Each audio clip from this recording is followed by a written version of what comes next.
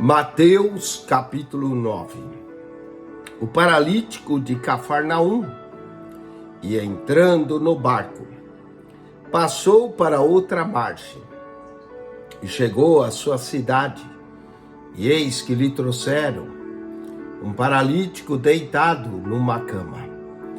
E Jesus, vendo a fé deles, disse ao paralítico: Filho, tem bom ânimo, perdoados te são os teus pecados. E eis que alguns dos escribas diziam entre si: ele blasfema. Mas Jesus, conhecendo os seus pensamentos, disse: por que pensais mal em vosso coração? Pois o que é mais fácil, dizer ao paralítico: perdoado te são os teus pecados, ou levanta-te e anda? Ora, para que saibas que o Filho do Homem tem na terra autoridade para perdoar pecados, disse então ao paralítico: levanta-te, toma a tua cama e vai para a tua casa. Levantando-se, foi para a sua casa. E a multidão, vendo isso, maravilhou-se e glorificou a Deus, que dera tal poder aos homens. E Jesus, passando adiante dali, viu assentado na alfândega um homem chamado Mateus, e disse-lhe: segue-me. E ele, levantando-se, o seguiu.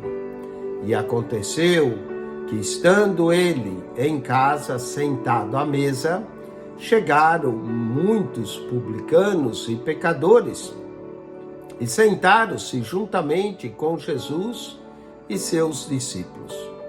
E os fariseus, vendo isso, disseram aos seus discípulos: por que come o vosso mestre com os publicanos e pecadores? Jesus, porém, ouvindo, disse-lhes: não necessitam de médicos sãos, mas sim os doentes. Ide, porém, e aprendei o que significa misericórdia quero e não sacrifício. Porque eu não vim para chamar os justos, mas os pecadores ao arrependimento. Então chegaram ao pé dele os discípulos de João, dizendo: por que jejuamos nós e os fariseus muitas vezes, e os teus discípulos não jejuam? E disse-lhe Jesus: pode porventura andar triste os filhos das bodas, enquanto o esposo está com eles? Dias, porém, virão, em que lhe será tirado o esposo, e então jejuarão. Ninguém deita remendo de pano novo em veste velha, porque semelhante remendo rompe a veste e faz-se maior a rotura. Nem se deita vinho novo em odres velhos. Aliás, rompe-se os odres e entorna-se o vinho, e os odres estragam-se, mas deita-se vinho novo em odres novos, e assim ambos se conservam. Dizendo-lhe ele essas coisas, eis que chegou um chefe e o adorou, dizendo: minha filha faleceu agora mesmo, mas vem, impõe-lhe a tua mão e ela viverá. E Jesus, levantando-se, seguia, e os seus discípulos também. E eis que uma mulher, que havia já 12 anos, padecia de um fluxo de sangue, chegando por detrás dele, tocou a orla da sua veste, porque dizia consigo: se eu tão somente tocar a sua veste, ficarei sã. E Jesus, voltando-se e vendo, disse: tem ânimo, filha, a tua fé te salvou. E imediatamente a mulher ficou sã. E Jesus, chegando à casa daquele chefe, E vendo os instrumentistas e o povo em alvoroço, disse-lhes: retirai-vos, que a menina não está morta, mas dorme. E riam-se dele. E logo que o povo foi posto fora, entrou Jesus e pegou-lhe na mão, e a menina levantou-se. E espalhou-se aquela notícia por todo aquele país. E partindo Jesus dali, seguiram-nos 2 cegos, clamando e dizendo: tem compaixão de nós, filho de Davi. E quando chegou a casa, os cegos se aproximaram dele. E Jesus disse-lhes: credes vós que eu possa fazer isso? Disseram-lhe eles: sim, Senhor.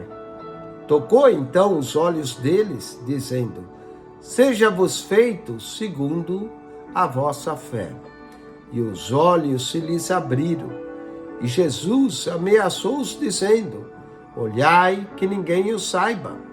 Mas tendo eles saído, divulgaram a sua fama por toda aquela terra. E havendo-se eles retirado, trouxeram-lhe um homem mudo e endemoniado. Expulso o demônio, falou mudo, e a multidão se maravilhou, dizendo: nunca tal se viu em Israel. Mas os fariseus diziam: ele expulsa os demônios pelo príncipe dos demônios. E percorria Jesus todas as cidades e aldeias, e ensinando nas sinagogas deles, e pregando o evangelho do reino, e curando todas as enfermidades e moléstias entre o povo. E vendo a multidão, teve grande compaixão deles, porque andavam desgarrados e errantes, como ovelhas que não têm pastor. Então disse seus discípulos: a seara é realmente grande, mas poucos são os ceifeiros. Rogai, pois, ao Senhor da seara que mande ceifeiros para a sua seara.